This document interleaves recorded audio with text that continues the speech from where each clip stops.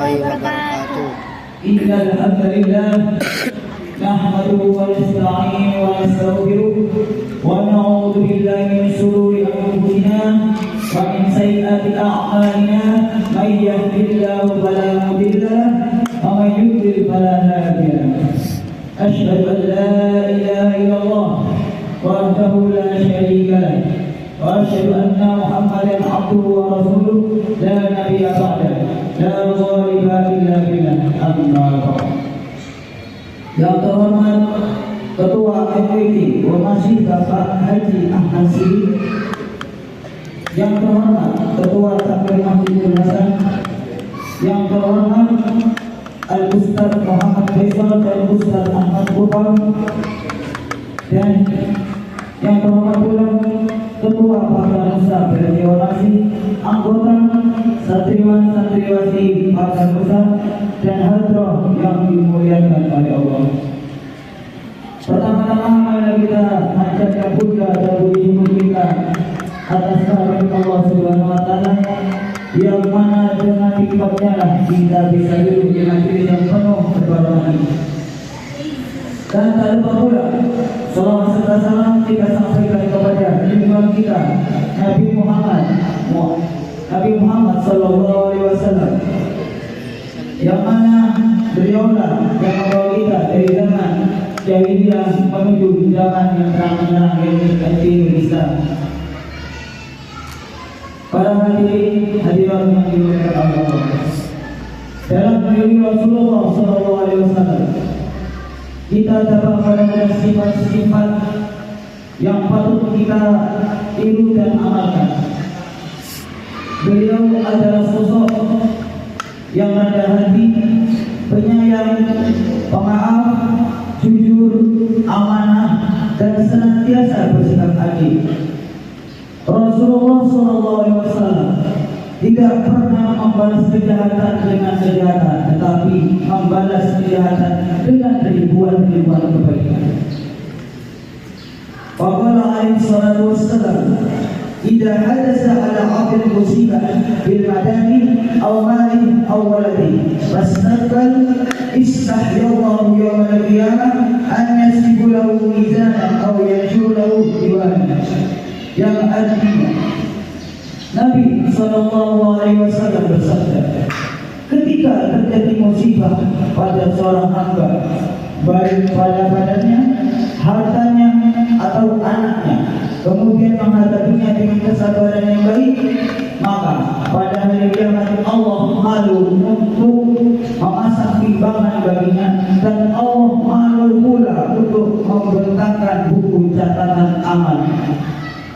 Ada sebuah kisah di Jazirah Arab sana. Suatu hari ada pengkis buta, yang mana pengkis buta ini selalu menjelek-jelekkan Kanjeng Nabi, memfitnah Kanjeng Nabi. Intinya semuanya yang diucapkan hanyalah kejelekan-kejelekan untuk menjatuhkan Islam pada saat ini. Singkat cerita,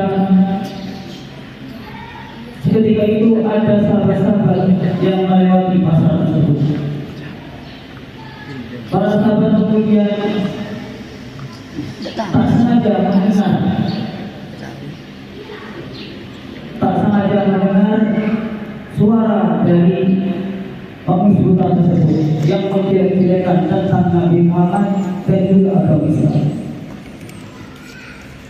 Kemudian dengan mendengar hal itu, para sahabat berusaha mencari sumber suara. Di mana suara? Dari mana suara ini? Kok kurang ajar banget? Ayo kita cari tahu di mana. Kemudian dicarilah sumber suara tersebut. Setelah ketemu, ternyata di samping sumber suara itu ada Kanjeng Nabi, dan mana Kanjeng Nabi tersebut sedang menyuapi dan memberikan satu buah piring emas untuk sang pengkis tersebut. Singkat cerita, Berapa hari berlalu, setiap hari kajian Nabi memberikan suapan-suapan dan menerima tausiah-tausiah buruk dari si kaum Sultan tersebut, hingga pada suatu hari kajian Nabi meninggal dunia. Sayyidina Umar bin Khattab bertemu dengan Siti Aisyah. Abu Bakar As-Siddiq bertanya kepada Siti Aisyah, "Wahai Siti Aisyah, apakah ada sunnah-sunnah Nabi yang belum saya laksanakan?" Siti Aisyah menjawab, "Tidak, wahai Umar.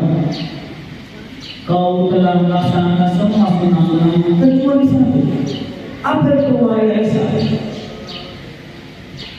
Siti Aisyah menjawab, "Nabi Muhammad SAW setiap pagi membawa makanan dan juga harta untuk disedekahkan kepada sang pengabdi kita setiap pagi." Dan mendengar itu, Sayyidina Umar langsung bergegas mengambil satu buah roti gandum, satu buah daging, dan juga satu buah emas dinar, dan mencari orang tersebut keliling di semua masa. "Di mana kau, wahai hamba Allah? Di mana kau? Aku rindu padamu. Aku ingin melaksanakan sunnah Rasulullah. Di mana kau?" Singkat cerita, Nabi Muhammad, singkat cerita, Sayyidina Umar radhiyallahu anhu menemukan orang tersebut dan duduk dengan tergesa-gesa.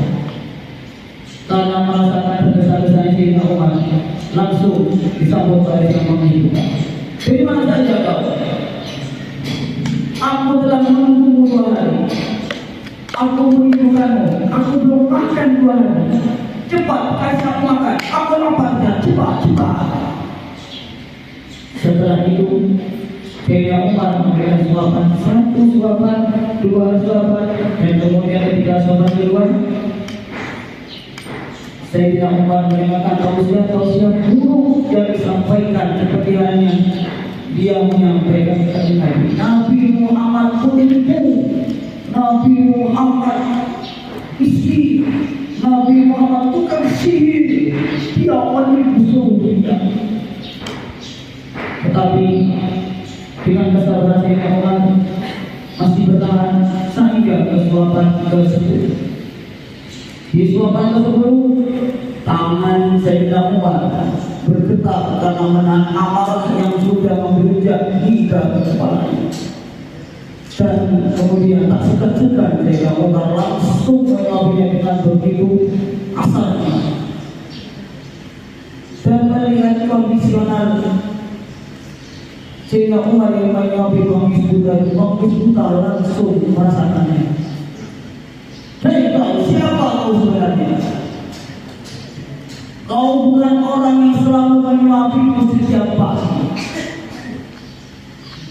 Siapa kau?" Langsung dijawab oleh Sayyidina Umar dengan usaha berbohong untuk diri untuk bisa melaksanakan sunnah Rasul. "Ini aku yang selalu menyuapiku." Dengan bentaknya mengibu tanggung jawab, Kau bukan orang itu. Kau sangat kasar dan tidak sopan. Kau tidak punya akhlak sama sekali. Siapa?" Langsung jujur Sayyidina Umar menjawab, "Ya, saya sahabat orang itu." "Kemana orang itu? Panggil dia, saya butuh dia." "Bukan kau. Aku tidak membutuhkan kau. Segera pergi dari sini. Aku bukan dia." Apa yang terjadi? Sayyidina Umar bertanya kepada, "Apakah kau sudah dengar kabar-kabar tentang dia saat ini?" Dengan kagetnya dan terherannya, Bapak sudah bertanya, "Apa itu? Maksud kamu apa? Kok perasaan saya tidak enak? Maksud kamu apa?" Sayyidina Umar menjawab, "Ada kabar bahwasanya orang yang selalu mengambilmu telah meninggal dunia di 2 hari lalu." Dengan sontaknya dan kagetnya dan shock, sampai menimbulkan kaget dengan kabar tersebut. Apa? Dia meninggal. Dia meninggal. Orang yang selalu mengabdi sekarang meninggal. Bagaimana ini Tuhanku? Aku tidak bisa menemukan orang lain selain dia. Karena dengan dia saya bisa merasakan kehidupan kembali, merasakan yang namanya hidup. Karena keluargaku, saudaraku, anakku telah membuangku di pasar ini.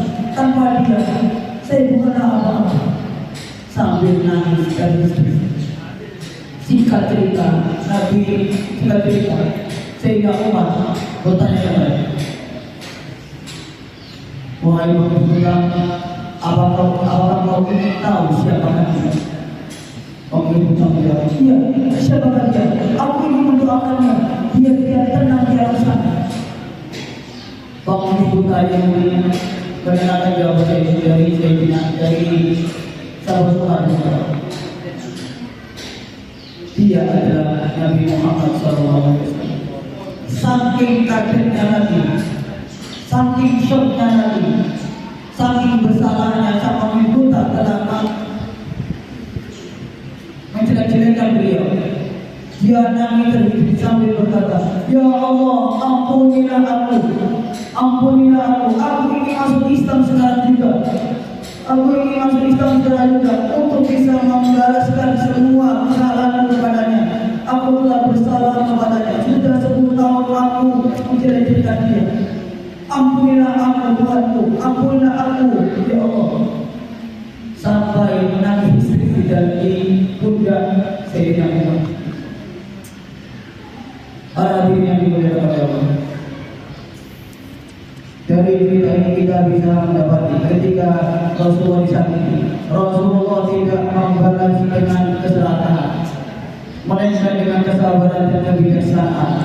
Ketika dihina, beliau tidak membalas dengan hinaan, melainkan dengan maaf dan doa.